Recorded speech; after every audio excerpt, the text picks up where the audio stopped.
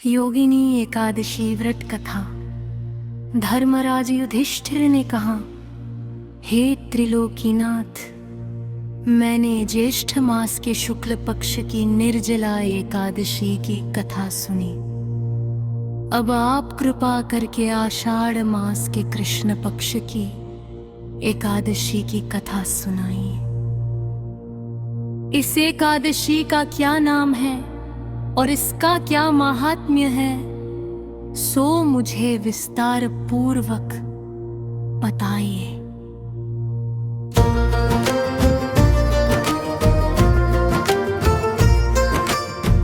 भगवान श्री कृष्ण बोले, हे कुंती पुत्र, आषाढ़ मास के कृष्ण पक्ष की एकादशी का नाम योगिनी एकादशी है। ये समस्त पापों को नष्ट करने वाली और संसार रूपी सागर में डूबे हुए मनुष्यों के लिए सनातन नौका के समान है। मैं तुम्हें पुराणों में वर्णित इसकी एक कथा सुनाता हूँ, ध्यान पूर्वक सुनो।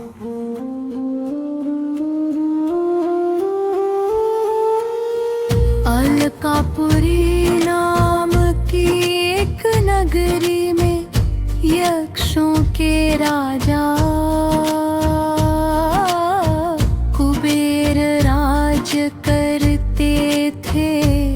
वे परम शिव भक्त थे और प्रतिदिन भगवान शिव की पूजा किया करते थे। उनका हेमाली नाम का एक यक्ष सेवक था, जिसका काम हर रोज मानसरोवर से भगवान शिव की पूजा के लिए ताजे पुष्प लाना था। हेमाली की पत्नी का नाम विशालाक्षी था, जो अत्यंत रूपवती और सुंदर थी। हेमाली अपनी पत्नी के प्रेम पाश में बहुत आसक्त रहता था। एक दिन हेमाली मानसरोवर से सुंदर पुष्प तो तोड़ला, लेकिन अपनी पत्नी के प्रेम में मग्न होकर वह अपने घर पर ही रुक गया और राजभवन में पुष्प लेकर नहीं गया। इधर राजा कुबेर मंदिर में बैठकर दोपहर तक फूल आने की प्रतीक्षा करते रहे। जब पूजा का समय बीत गया तो कुबेर ने अत्यंत क्रोधित होकर अपने सेवकों से पूछा, यक्षों, दुरात्मा हेमाली अब तक फूल लेकर क्यों नहीं आया? जरा पता लगाओ। सेवकों ने जाकर देखा और लौटकर राजा कुबेर से कहा, हे राजन, हेमाली तो घर पर अपनी पत्नी के साथ आमोद प्रमोद में व्यस्त है, इसी कारण वो नहीं आया।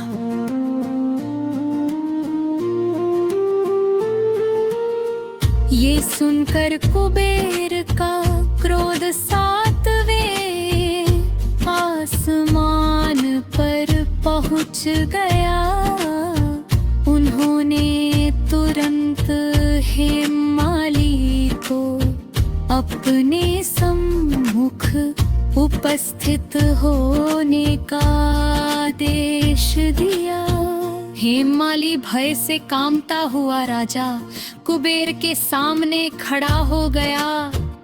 कुबेर ने क्रोध में लाल आंखें करके कहा, ओ पापी, ओ दुराचारी, तूने मेरे परम पूज्य देवादिदेव महादेव की अवहेलना की है और पूजा के समय में व्यवधान डाला है। तुझे शाप देता हूँ कि तू इसी क्षण स्त्री के वियोग का दुख भोगेगा और मृत्यु लोक पर जाकर कोढ़ी हो जाएगा।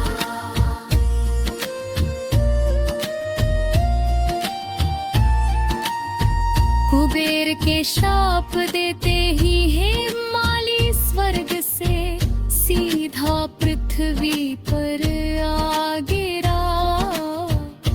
उसके शरीर पर भयंकर कौर हो गया और उसकी प्रिय पत्नी भी उससे बिछड़ गई। पृथ्वी पर आकर उसने भूख, प्यास और भयंकर शारीरिक कष्ट भोगे, परंतु शिव पूजा के प्रभाव से उसकी स्मरण शक्ति नष्ट नहीं हुई। उसे अपने पूर्व जन्म के पाप का पूरा आभास था।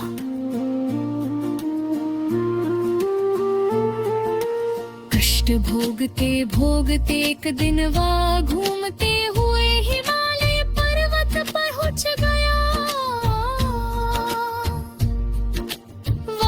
उसे महातपस्वी और दीर्घायु महर्षि मार्कंडेय का आश्रम दिखाई दिया। हिमालय दौड़कर मुनि के चरणों में गिर पड़ा।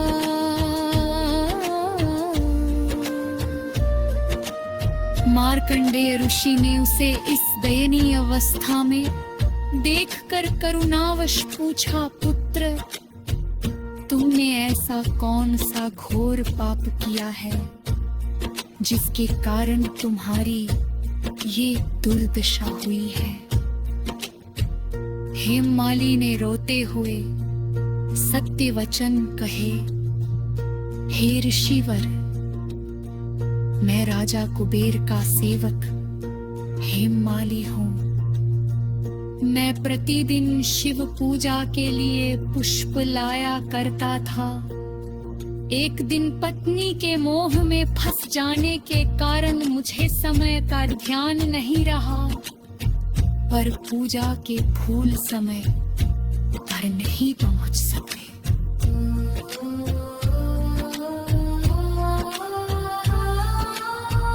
इसी अपराध